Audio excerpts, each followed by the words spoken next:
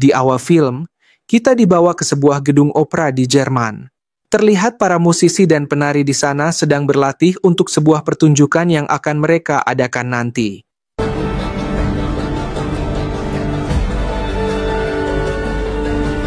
Namun, tiba-tiba, gedung tersebut dimasuki oleh sekelompok teroris yang langsung menyandera mereka semua.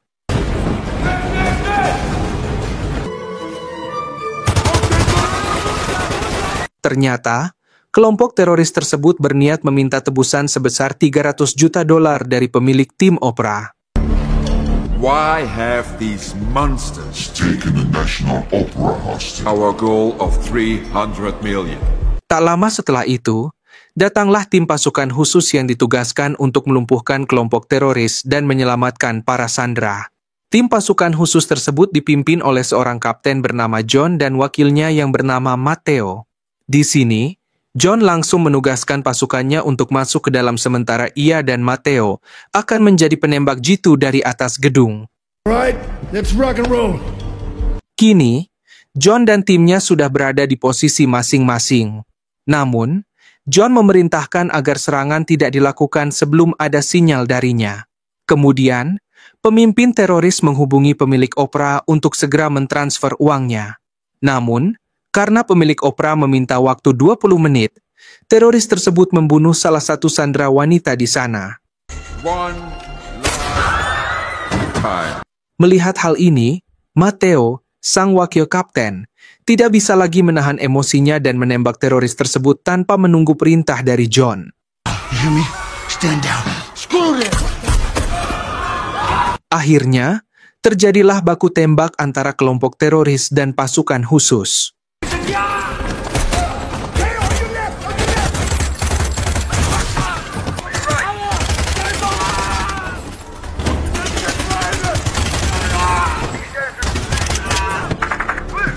Team Alpha, clear! Meskipun tim pasukan khusus berhasil menghabisi semua teroris, John tetap memarahi Matteo karena tidak menunggu sinyal darinya. John juga terkena tembakan di bagian dada yang membuatnya tergeletak. Melihat hal ini, Matteo merasa bersalah dan langsung meminta maaf kepada John. Ketika Matteo sedang melamun, tiba-tiba ada satu teroris yang selamat dan langsung mengarahkan senjata ke Matteo. We saved everybody. No. You haven't saved anybody. Namun, Matteo dengan sigap berhasil melumpuhkannya. John! Akan tetapi, Matteo harus kehilangan John karena terlalu banyak darah yang keluar dari lukanya. Matteo terlihat sangat sedih karena ia sudah menganggap John seperti saudara kandungnya sendiri. Adegan berpindah ke 5 tahun kemudian saat Matteo memutuskan keluar dari militer dan menjadi tukang kayu.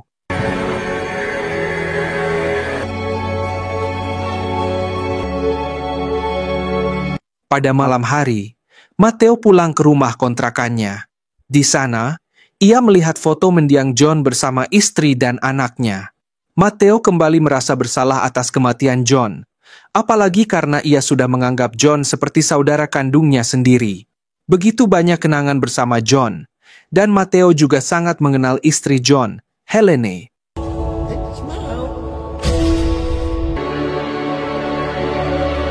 Keesokan harinya, Matteo memutuskan untuk berhenti bekerja karena ia berniat mengunjungi Helene di Belanda.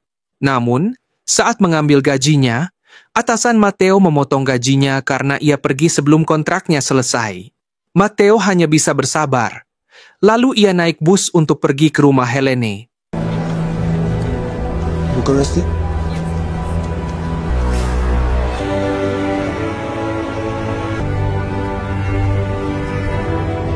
Adegan beralih ke kepala Interpol, Shira, dan rekannya, Fisher. Mereka baru saja menangkap 2 gangster yang selalu menjadi pengedar di kota ini. Saat mereka mengumpulkan para gangster, tiba-tiba ada seseorang yang berbicara tidak sopan kepada Fisher. Akibatnya, Fisher memukul orang tersebut agar diam.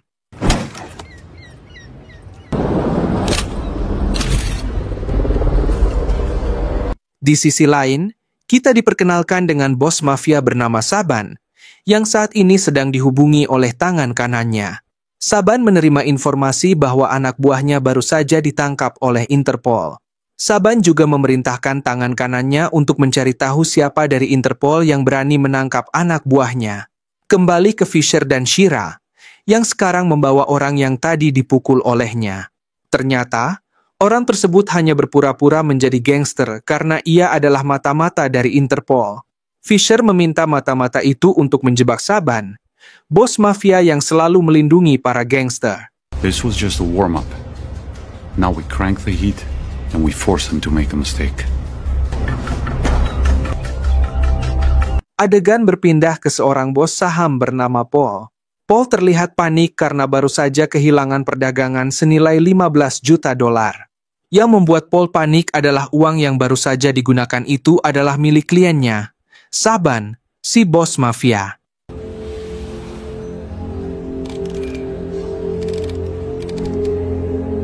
Di sisi lain, Matteo terlihat tiba di rumah Helene, istri mendiang John. Helene langsung menyambut kedatangan Matteo. Where have you been? Saat di dalam, Helene memberitahu Matteo bahwa ia sekarang sudah menikah lagi.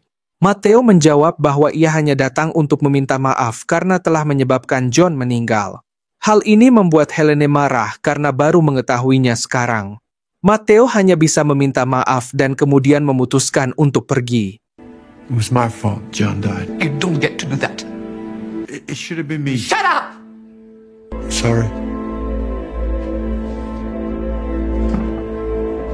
Namun, saat di luar, Helene mengejar Matteo dan mengatakan bahwa ia telah memaafkannya karena kematian John adalah takdir. Helene meminta Matteo untuk tinggal sementara di rumahnya karena ia tahu bahwa Matteo tidak memiliki tempat tinggal. Akhirnya, Matteo menerima tawaran Helene. Adegan berpindah ke Saban yang sedang berbicara dengan dua tangan kanannya. Di sini, Saban memerintahkan mereka untuk menangkap orang yang telah memata-matai penangkapan gangsternya kemarin. We don't continue business until it's found. Yeah. Now, if it is in my house, it's up to you two to find it. Fast. Kembali ke Matteo yang tiba-tiba dikunjungi oleh suami baru Helene, yaitu Paul, si bos saham. Helene langsung memperkenalkan Paul kepada Matteo, dan mereka makan bersama. Pada malam hari, Matteo terlihat melamun sendirian di taman rumah Helene. Matteo mengingat masa saat ia bertugas bersama mendiang John. Saat itu, mereka berdua ditugaskan sebagai penembak jitu untuk menyingkirkan musuh dari kejauhan. Selama misi, John selalu bercerita tentang Helene, wanita yang sangat ia cintai. Tak lama kemudian, lamunan Matteo terhenti karena Paul tiba-tiba datang membawa minuman. Paul mengatakan lebih baik Matteo melupakan semua kenangan bersama John karena hanya akan mengganggu pikirannya. Talking to you. Good. Pada pagi hari, Matteo terlihat berolahraga kembali untuk menjaga kebugaran tubuhnya.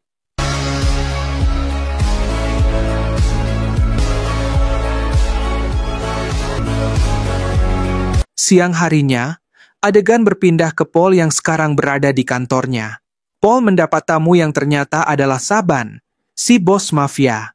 Saban langsung menanyakan tentang uangnya yang tiba-tiba hilang, sebesar 15 juta dolar. Paul berpura-pura bahwa sistemnya sedang mengalami gangguan, meskipun kita tahu bahwa Paul telah menggunakan uang itu untuk berdagang saham. Paul berjanji akan segera memperbaiki sistem dan menjamin uang Saban akan kembali 100%. Saban yang tidak percaya memberinya waktu beberapa hari. Jika dalam waktu tersebut uangnya belum kembali, maka Saban akan membunuh Paul dan keluarganya. Kembali ke Matteo, yang sekarang berniat membersihkan gudang milik Helene. Namun, Helene melarang Matteo dan malah mengajaknya pergi ke taman bermain bersama putrinya. You know what? Let's go out. Come. Sesampainya di sana, Matteo terlihat semakin dekat dengan putri Helene dari John, yaitu Angie.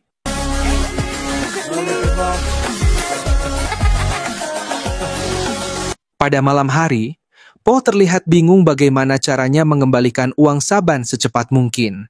Helene mendekati Paul dan mencoba menanyakan apa yang sedang terjadi. Namun Paul memilih untuk tidak menceritakannya karena takut Helene akan marah jika tahu masalahnya. Keesokan harinya, Di sebuah jembatan di pusat kota, banyak turis dan warga lokal sedang menikmati pemandangan dengan perahu. Namun, suasana berubah buruk ketika ditemukan mayat di atas perahu tersebut.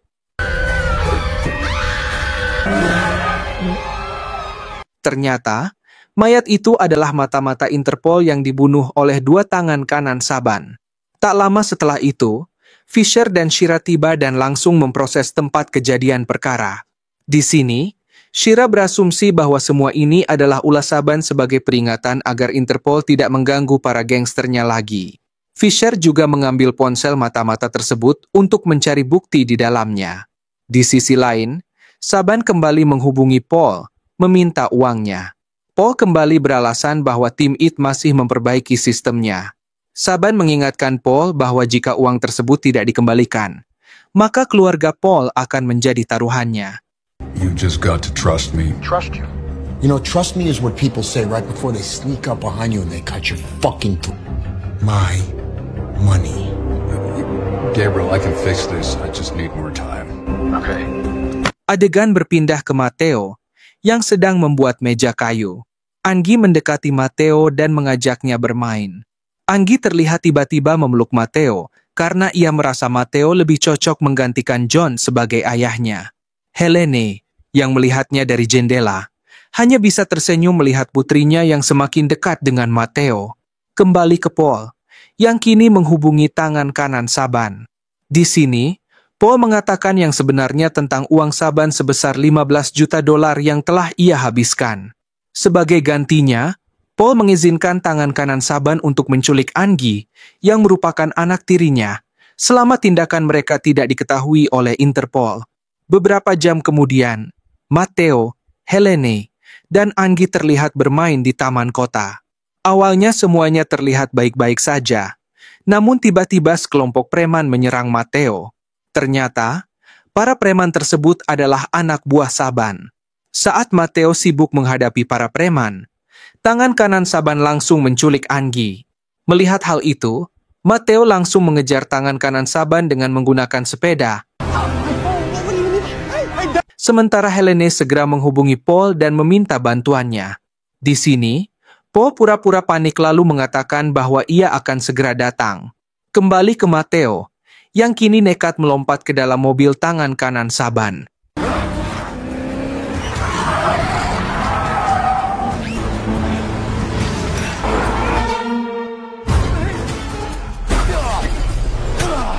Saat ia sadar, Matteo sudah berada di rumah sakit dengan tangan kanannya diborgol.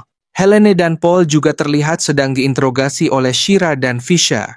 Di sini, Shira mencurigai Matteo terlibat dalam penculikan Anggi. Shira juga telah mengetahui bahwa dalang dari semua ini adalah Saban, yang menjalankan bisnis perdagangan anak. Mendengar itu, Matteo bersumpah bahwa ia tidak mengenal Saban sama sekali. Mana mungkin ia menculik Anggi, yang ia anggap sebagai anaknya sendiri.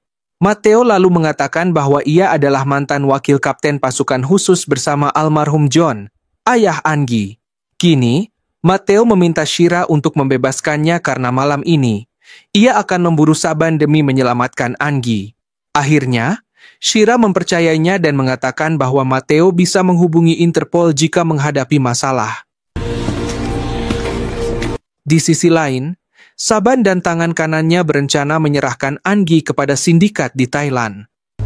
Association wants the syndicate's access to Thailand. We cannot lose that. Do you understand? Sebelum memburu Saban, Matteo kembali ke rumah Helene dan secara tidak sengaja melihat buku gambar milik Anggi.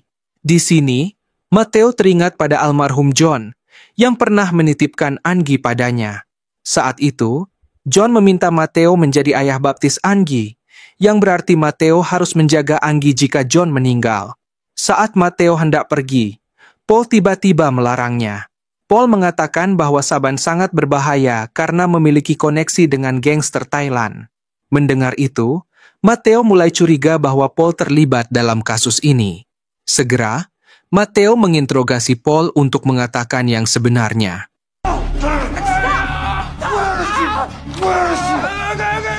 Ketakutan, Paul akhirnya mengaku bahwa semua ini terjadi karena ia telah memakai uang Saban sebesar $15 juta. Mendengar itu, Helene marah dan langsung menyerang Paul. Untungnya, Matteo berhasil menenangkan Helene dan mengatakan bahwa ia memiliki rencana untuk menjebak Saban. Matteo meminta Paul untuk menelepon Saban dan mengatakan bahwa ia sudah memiliki uang $15 juta sebagai ganti Angie. Setelah tersambung, Saban menyetujui permintaan tersebut. Namun, jika Paul berbohong, maka Saban tidak akan segan membunuh Angie. Akhirnya, Saban memberikan lokasi pertemuan. Setelah itu, Paul memberikan lokasi tersebut kepada Matteo karena Matteo yang akan pergi ke sana, bukan Paul. Di sisi lain, Shira meminta Fisher untuk menjaga Paul di rumahnya karena Shira sudah tahu bahwa Paul terlibat dalam kasus penculikan Angie. Sesampainya di sana, Fisher langsung menanyakan kepada Helene tentang keberadaan Paul. Helene menjawab bahwa Paul sedang mandi di atas. Padahal kenyataannya Paul sedang mengemasi barang-barangnya karena berniat kabur. Kembali ke Matteo, yang kini telah sampai di lokasi pertemuan. Sayangnya, Saban tidak datang dan hanya mengirim anak buahnya untuk melakukan pertukaran. Matteo juga menyadari bahwa Angie tidak ada di sana dan Saban hanya ingin menjebaknya. Akhirnya, Matteo memberikan tasnya. Namun ternyata tas itu berisi bom yang langsung meledak. Akibat ledakan tersebut, anak buah Saban tewas, menyisakan 1 orang. Matteo langsung membawa orang tersebut untuk diinterogasi.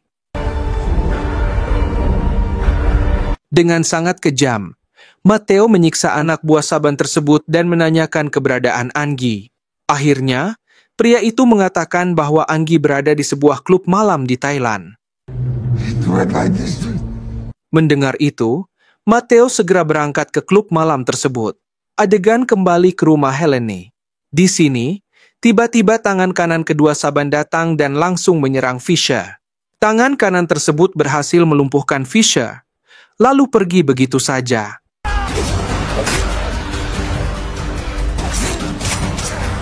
Sementara Helene berusaha menghentikan pendarahan Fisher, Paul dengan santainya pergi meninggalkan mereka. Namun, saat ia hendak masuk ke mobil, tangan kanan Saban sudah ada di sana dan langsung menghabisi Paul. Tak lama kemudian, Shira tiba untuk menolong Fisher yang sekarat.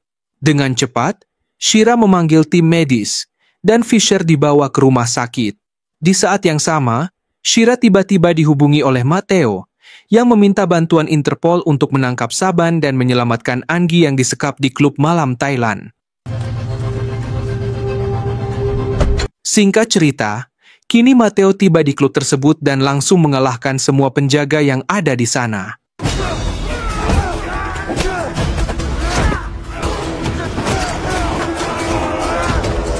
Tak lama kemudian, Shira juga datang untuk membantu Matteo.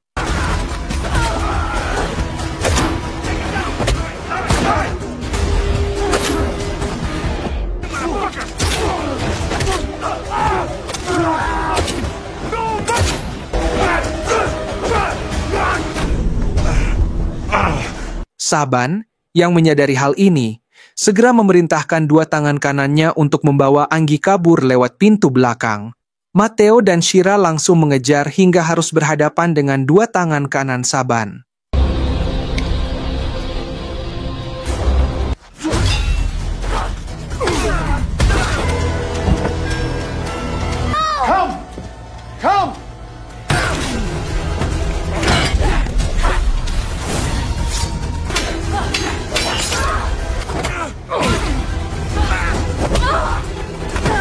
Akhirnya, mereka berhasil mengalahkan kedua tangan kanan Saban.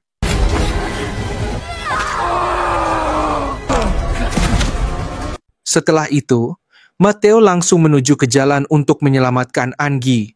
Di sini, Saban menodongkan pistol ke arah Angie dan meminta Matteo untuk tidak bergerak. Saban tidak menyadari bahwa Matteo membawa pisau. Akhirnya, Saban tewas, meskipun Matteo juga terluka parah. 8 bulan kemudian, kita melihat Helene dan Angie kini hidup dengan damai. Mereka berdua merindukan Matteo, yang kini memilih mengembara di tengah lautan.